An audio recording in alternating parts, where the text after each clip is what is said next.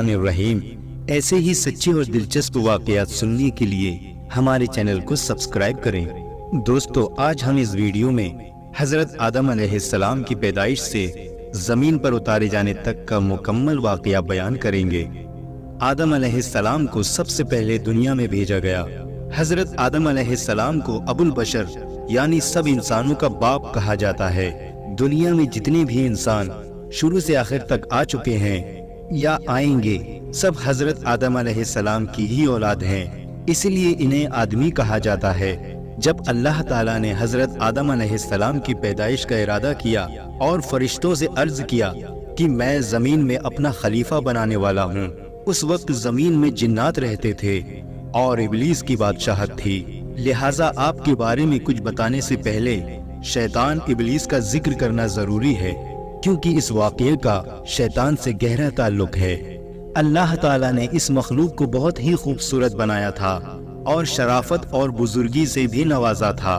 اللہ نے ابلیس کو زمین اور آسمان کی بادشاہت عطا فرمائی تھی، اس کے علاوہ اسے جنت کی پہرے داری سے بھی نوازا تھا، لیکن ابلیس نے اللہ کے سامنے تکبر کیا اور خدائی کا دعویٰ کر بیٹھا، جس کی وجہ سے اللہ تعالیٰ نے اسے اپنی بارگاہ سے نکال دیا اور اسے شیطان میں بدل دیا، اس کی شکل بگاڑ دی اور سارے رتبے جو اللہ تعالیٰ نے اسے عطا فرمائے تھے چھین لیے، اس پر اپنی لعنت فرمائی، اس کو اپنے آسمانوں سے نکال دیا اور آخرت میں اس کا اور اس کی پیروی کرنے والوں کا ٹھکانہ جہنم قرار دیا۔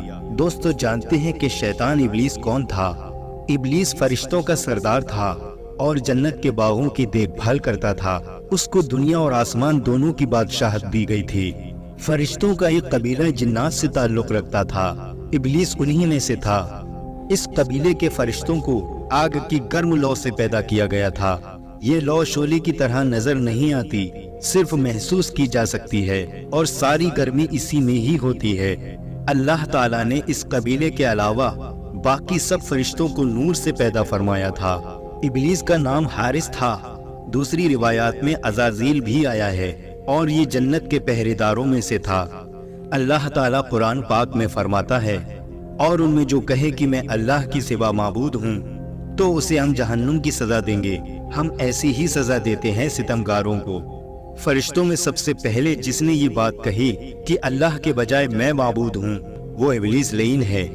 اللہ تعالیٰ نے قرآن پاک میں ایک جگہ ارشاد فرمایا ہے، اور یاد کرو جب ہم نے فرشتوں کو حکم دیا کہ آدم کو سجدہ کرو تو سب نے سجدہ کیا سوائے ابلیس کے، منکر ہوا، غرور کیا اور کافر ہو گیا۔